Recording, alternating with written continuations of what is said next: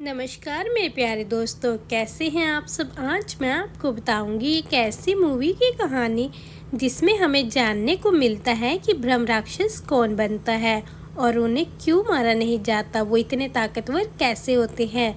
तो कहानी की शुरुआत होती है महाराष्ट्र के कोनकार नाम के एक छोटे से गांव से, जहां हम 10-12 साल के एक लड़के गोटिया को देखते हैं जो अपनी माँ से जिद करता है कि वो सिर्फ मुन्नी से शादी करेगा। गोटिया इस गांव में अपनी माँ और बहन के साथ रहता था। अब मुन्नी को दिखाया जाता है जो उसके पड़ोस में रहती थी और वो उम्र में उससे काफ़ी बड़ी भी थी। लेकिन ये तो प्यार है जनाब, जो उम्र तो बिल्कुल नहीं देखता।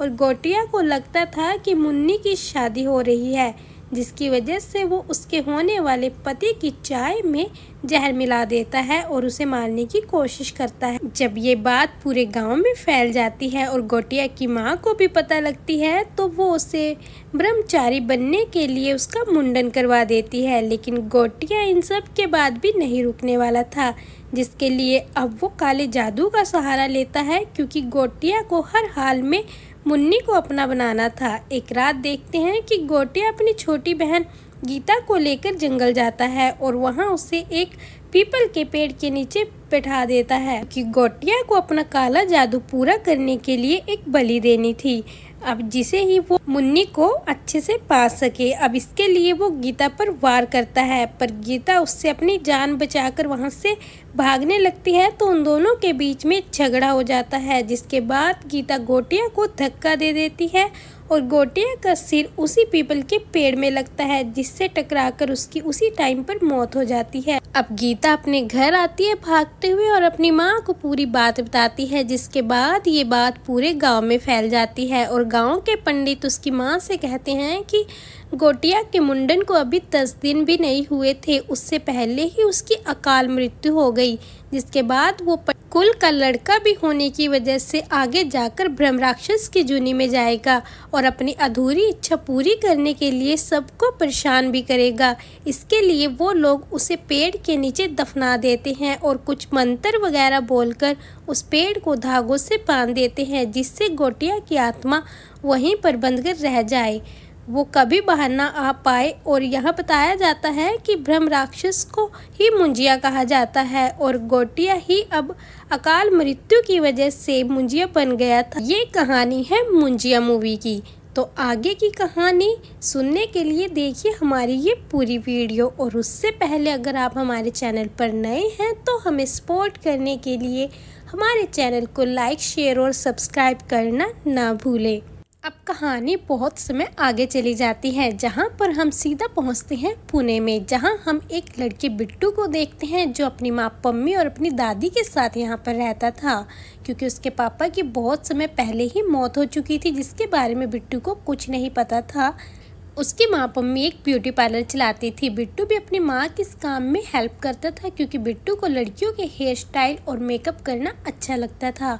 अब एक दिन बिट्टू के पड़ोस से एक लड़की आती है जिसका नाम होता है बेला, जो उसके बचपन की दोस्त। वैसे तो बिट्टू बेला को बचपन से ही पसंद करता था, पर उसने कभी उसे ये बात नहीं बताई थी। अब यहाँ पर बेला बिट्टू को अपने बॉयफ्रेंड से मिलवाती है, जो कि एक अंग्रेज होता है जिसका नाम कूना होता है, जिसे देखकर बिट्टू को बिल्कुल अच्छा नहीं लगता। पर तभी यहाँ दिखाया जाता है कि बिट्टू को कुछ अजीब सा दिखाई देता है, जिसमें वो एक पेड़ देखता है जिसपे एक छोटा सा राक्षस उसका पीछे कर रहा था, जो उसे अपने पास बुलाता है। बिट्टू को ये सब अपने बचपन से ही दिखाई देता था, जिसकी वजह से वो इन सब को इग्नोर करके अपने दोस्त के पास चला जाता है। अब उसके बेस्ट फ्रेंड सरदार जी को देखते हैं, जिसका असली नाम तो हरप्रीत होता है, पर वो एक फोटोग्राफर था और अमेरिकन फोटोग्राफर स्पीलबर्ग से इंस्पायर होके उसने भी अपना नाम स्पीलबर्ग रख लिया था। इसके बाद एक दिन बिट्टू को उसकी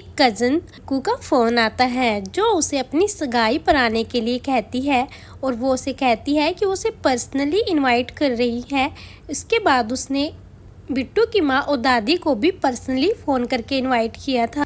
अब बिट्टू अपनी माँ और दादी के साथ अपनी कज़न की सगाई के लिए जाता है, जहाँ वो गांव में पहुँचता है और ये वही गांव था जिसका नाम कोनकान था, यानी कि मुंजिया का गांव।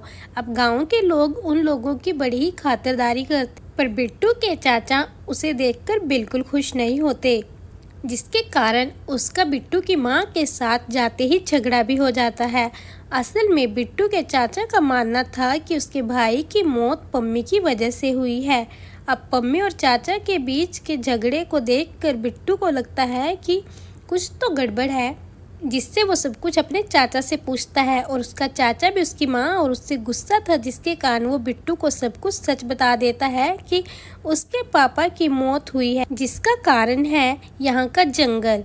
यहाँ का जंगल यानी कि चितुकवाड़ी, जहाँ एक पीपल का श्रापित पेड़ है, वहाँ एक लड़का अकाल मृत्यु मर गया था, जिसकी वजह से उस गांव के लोग वहाँ नहीं जाते। लेकिन तुम्हारे पापा ने एक बार इस जगह को बेचने की कोशिश की थी, लेकिन मुंजिया की वजह से कोई भी इस जगह को खरीदना नहीं चाहता था, क्योंकि सब डरते थे। लेकिन तुम्हारे पापा इन सबको नहीं मानते थे, जिसके बाद उन्होंने उस पेड़ को काटने की कोशिश की और वो वहाँ से कभी वापस नहीं आए, क्योंकि उसके पास के तालाब में ही उनकी मौत हो गई थी। और असल में वो इन सब पैसे से तुम्हारे और तुम्हारी माँ के लिए एक अच्छी जिंदगी चाहते थे, ताकि जिससे उसका ब्यूटी पार्लर बहुत ही अच्छे से आगे बढ़ सके है। इसलिए मैं तुम दोनों से इतनी नफरत करता हूँ, क्योंकि मेरे भाई की मौत का कारण तुम दोनों ही हो।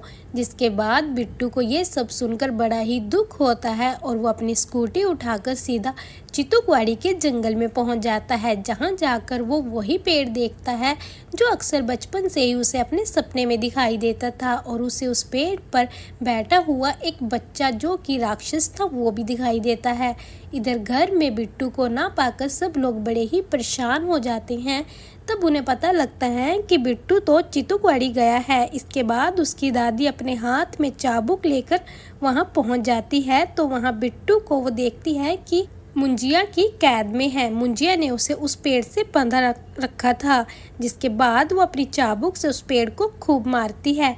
असल में ये चाबुक मुंजिया की माँ की थी, जिससे मुंजिया बड़ा ही डरता था, इसलिए अब वो बिट्टू को छोड़ देता है। और यहाँ पता लगता है कि बिट्टू की दादी कोई और नहीं बल्कि गोटिया की छोटी बहन गीता ही थी। अब बिट्टू की दादी उसे वहाँ से छुड़वाकर अपने साथ ले जाने लगती है। तभी देखते हैं कि मुंजिया का हाथ बिट्टू की पीठ पर होता है, जिसने उसे खुद वहाँ से आज़ाद कर लिया था। अब दादी बिट्टू को सब बताती है। इसके बाद देखते हैं कि जब दादी ये सब बिट्टू को बता रही थी, तभी मुंजिया उनकी पीठ पर बैठ जाता है और उन्हें मार देता है। ये सब देखकर बिट्टू डर कर बेहोश हो जाता है, जिसके बाद सबको दादी के बारे में पता चलता है। दादी को घर ले आते हैं और उनका सब लोग अंतिम संस्कार करते हैं, जिसके बाद बिट्टू के चाचा यानी बल्लू का गुस्सा और भी ज़्यादा बढ़ जाता है और पम्मी अब बिट्टू को लेकर वहाँ से वापस पुणे आ जाती है।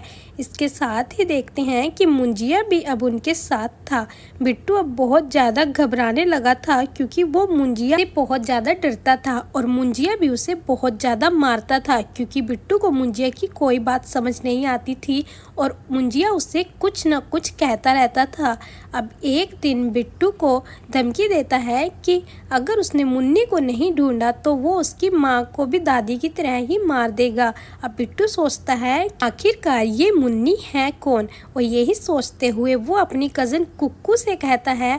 फिर एक दिन उसका दोस्त स्पीलबर्ग आता है, जो उसे मिलने के लिए आया था, क्योंकि बिट्टू की माँ ने उसे कहा था कि दादी के जाने के बाद लगता है बिट्टू ने ड्रग्स लेना शुरू कर दिया। पर बिट्टू अब स्पीलबर्ग को पूरी बात बताता है, और जब वो दोनों बात कर रहे थे तभी रात को वहाँ पर मुंजिया आ जाता है। हैरी उसे देख नहीं पाता लेकिन उसे सुन सकता था, जिससे वो दोनों बहुत ही ज़्यादा डर जाते हैं। और अब बिट्टू हैरी को पूरी बात बताता है। अब बिट्टू को रुक्कू से पता लगता है कि मुन्नी मुंजिया के पड़ोस में रहती थी, जहां उसकी शादी के बाद उसे वापस किसी ने नहीं देखा और किसी को नहीं मालूम कि अब मुन्नी कहां पर है। इसके बाद वो किसी से लेकर मुन्नी की फ़ोटो बिट्टू को भेजती है, जिसे देखकर वो दोनों एकदम शॉक्ड हो जाते हैं, क्योंकि मुन्नी की शक्ल हूबहू बिल्कुल उसकी दोस्त बेला जैसी थी। और वो लोग दिमाग लगाते हैं और समझ जाते हैं कि मुन्नी बेला की दादी है। अब वो मुंजिया को पूरी बात बताता है है कि उसने मुन्नी को ढूंढ लिया, जिसके बाद वो मुंजिया को लेकर बेला के घर पहुंच जाता है और वहां पर वो बेला की दादी को दिखाता है, जिसे देखकर मुंजिया को झटका लगता है क्योंकि अब तो बेला की दादी बहुत ज़्यादा बूढ़ी हो चुकी थी और मुंजिया कहता है कि अब उसे मुन्नी से शादी नहीं करनी। पर तभी वो वहाँ पर बेला को देख लेता है और उस पर उसका दिल आ जाता है। अब वो बिट्टू से कहता है कि मुझे अब बेला से शादी करनी है। मुंजिया की ये बात सुनकर बिट्टू को गुस्सा आ जाता है और वो उसे कहता है कि नहीं, ऐसा बिल्कुल नहीं हो सकता, मैं बेला से तुम्हारी शादी बिल्कुल नहीं होने दूंगा। ये सब सुनकर मुंजिया को भी गुस्सा आ जाता है और वो बिट्टू को अब धमकी देता है कि अगर उसने बेला से उसकी शादी नहीं करा वो उसकी माँ, उसके दोस्त और उसके सब चाहने वाले को एक एक करके मार डालेगा। इतना ही नहीं, वो बेला को भी इन सबके साथ ही मार देगा। ये सब सुनकर बिट्टू के पास और कोई चारा नहीं था, जिसके बाद वो मुंजिया को बेला से शादी करने के लिए हाँ कर देता है। सुबह हो जाती है और मुंजिया वहाँ से चला जाता है क्योंकि मुंजिया बिट्टू से मिलने सिर्फ रात को ही आता था। वो बिट्टू को रात को ही परेशान करता था। सुबह होते ही वो वापस कहीं चला जाता था।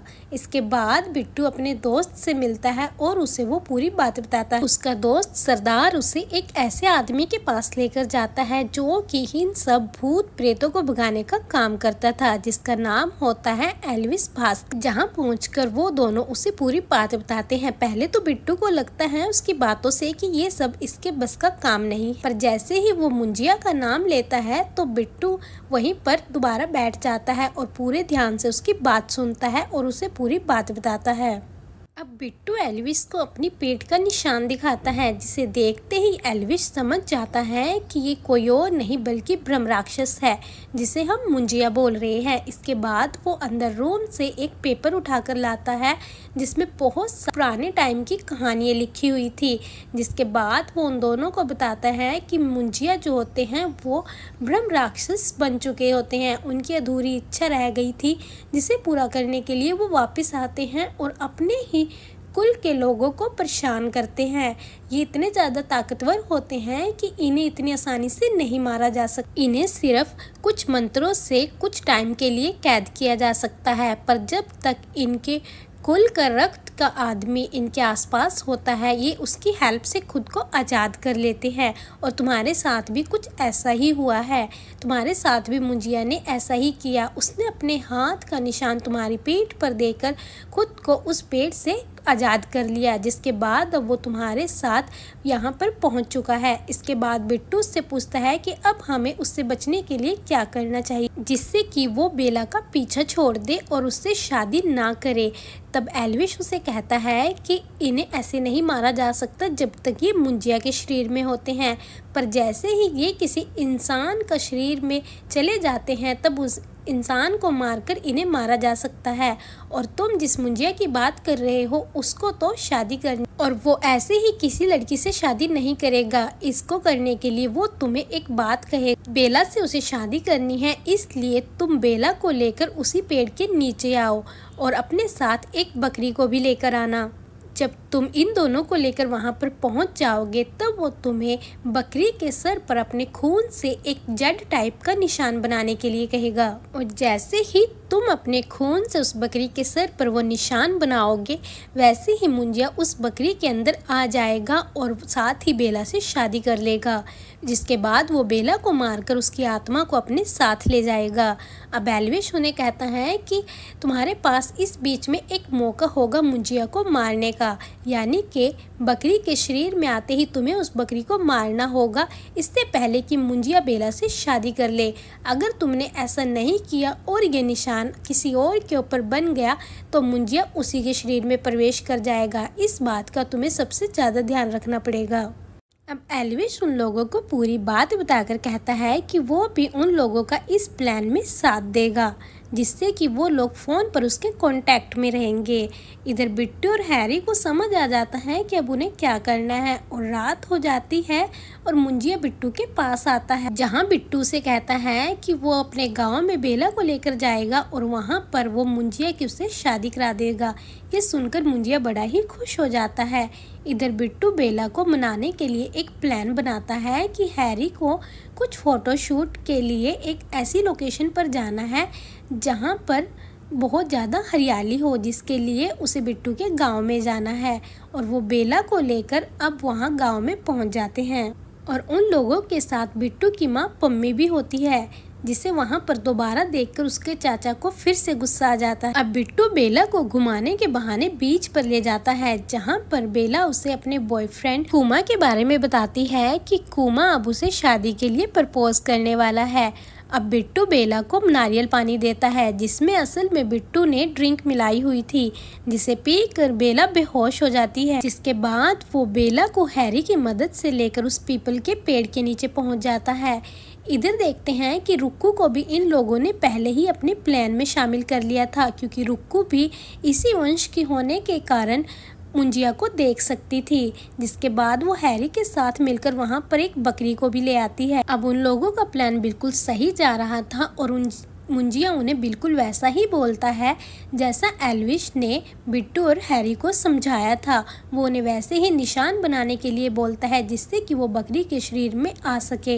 अब जैसे ही मुंजिया बकरी के शरीर में आ जाता है, बिट्टू उसे मारने के लिए भागता है। बेला को होश आ जाता है और वो उस बकरी को अपनी गोद में उठा लेती है और सब लोगों को डांटने लगती है कि तुम इस बकरी को क्यों मारने वाले हो, मैं इसके साथ शादी करूंगी क्योंकि ये मेरा पति है और तुम लोग इसे मारना चाहते हो।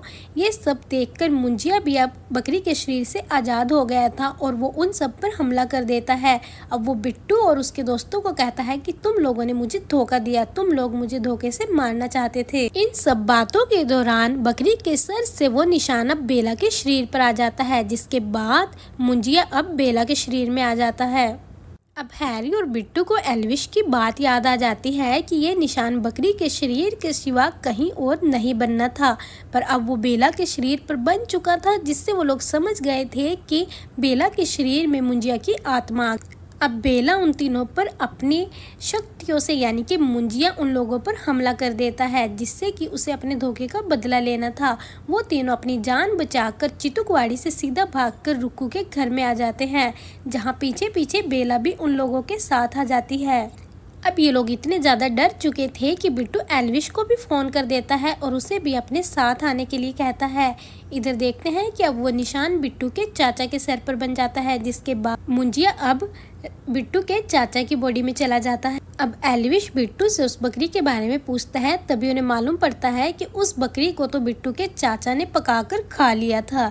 जिसके बाद एल्विश उसके ऊपर बहुत ज़्यादा गुस्सा हो जाता है, पर उसके चाचा के अंदर तो मुंजिया की आत्मा थी। जिसके बाद वो लोगों को खूब मारता है और वो सीधा बेला को वहाँ से उठाकर चितुकवाड़ी के जंगल में पहुँच जाता है, जहाँ पर वो बेला से अब शादी करने वाला था। ये सब देखकर बिट्टू उसका पीछा करते हुए जंगल में आता है, तो रास्ते में उसे अपनी दादी की पड़ी हुई चाबुक मिलती है, जिससे उसकी दादी ने उस पेड़ पर मारकर बिट्टू को वहां से निकाला था।